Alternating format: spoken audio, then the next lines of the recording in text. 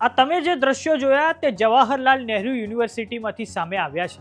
યુનિવર્સિટીના કેમ્પસમાં કેટલાક વિદ્યાર્થીઓ પર મોડી રાત્રે વિવાદિત નારેબાજી કરી હોવાનો આરોપ છે, જેમાં નારા લગાવવામાં આવ્યા છે કે મોદી શાહ કી કબર ખુદેગી જેએનયુ કી ધરતી પર. આ અગાઉ 2016માં જેએનયુમાં રાષ્ટ્ર વિરોધી નારાઓ લાગ્યા હતા, જેના કારણે તે ચર્ચામાં આવી હતી. જેએનયુમાં થયેલી આ નારેબાજીના વિડીયો હવે સોશિયલ મીડિયામાં વાયરલ થઈ રહ્યા છે, જેના કારણે રાજનીતિમાં પણ ગરમાવો આવી ગયો છે. નમસ્કાર, જમાવટ સાથે હું છું પાર્થ.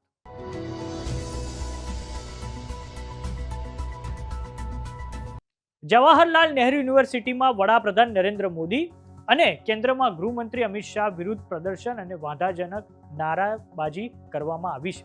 આ પ્રદર્શન દિલ્હી રમખાણોના આરોપી ઉમર ખાલિદ અને દેશદ્રોહના આરોપી શરજીલ ઇમામના સમર્થનમાં થયું છે. કેટલાક વિદ્યાર્થીઓએ મોદી શાહ કી કબર ખુદેગી જેએનયુ કી ધરતી પર જેવા નારા લગાવ્યા છે, જેના કારણે હવે વિવાદ થયો છે. ભૂતકાળમાં પણ જેએનયુમાં આવા જ પ્રકારની નારેબાજીઓ થઈ હતી, જેના કારણે તે વિવાદોમાં આવી હતી. જેએનયુમાં વિવાદિત નારેબાજી અને પ્રદર્શન રાત્રિના સમયે સાબરમતી હોસ્ટેલની બહાર થયું છે. આ પ્રદર્શનમાં ડાબેરી વિદ્યાર્થીઓએ સુપ્રીમ કોર્ટના ચુકાદા વિરુદ્ધ નારા લગાવ્યા હતા.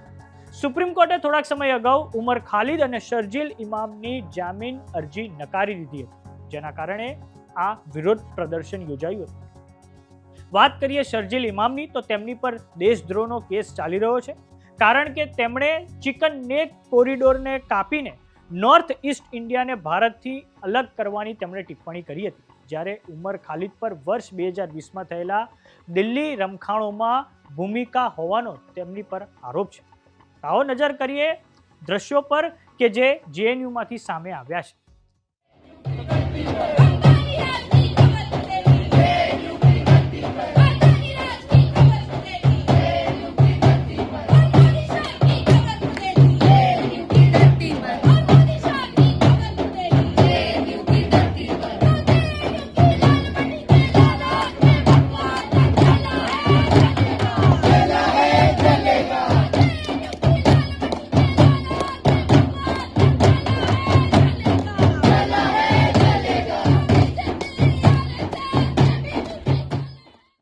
તો બીજી તરફ ભારતીય જનતા પાર્ટીના નેતા કપિલ મિશ્રાની પ્લેટફોર્મ એક્સ પર એક પ્રતિક્રિયા સામે આવી છે, જેમાં તેમના દ્વારા લખવામાં આવ્યું છે કે સાપના માથા કચડી નાખવામાં આવી રહ્યા છે, પરંતુ નાના બચ્ચા વેદનાથી કણસી રહ્યા છે.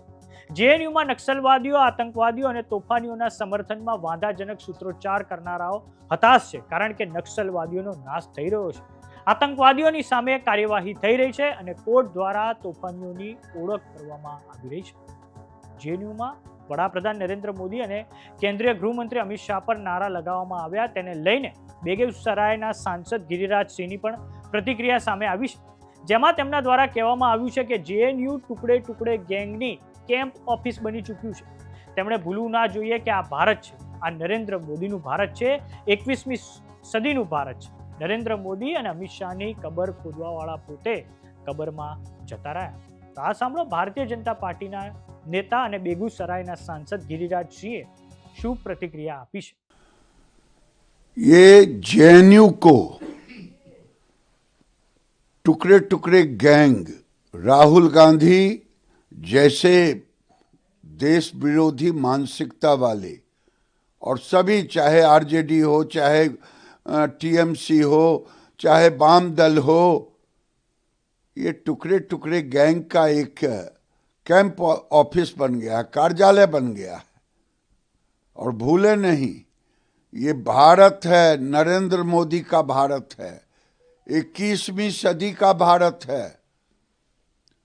विवेकानंद कह गए थे भगवा ही होगा, और ये नरेंद्र मोदी को और अमित शाह को कब्र खोदने वाले खुद कब्र में चले गए हैं.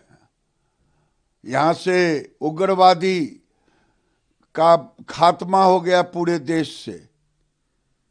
इसलिए मैं टुकड़े टुकड़े गैंग से कहना चाहता हूँ कि उमर खालिद जो पाकिस्तान की सोच रखता था, शरजील इमाम, चिकन नेक को अलग करना, और खालिद और शर्जिल के समर्थन में जो लोग बोलेंगे वे देशद्रोही है।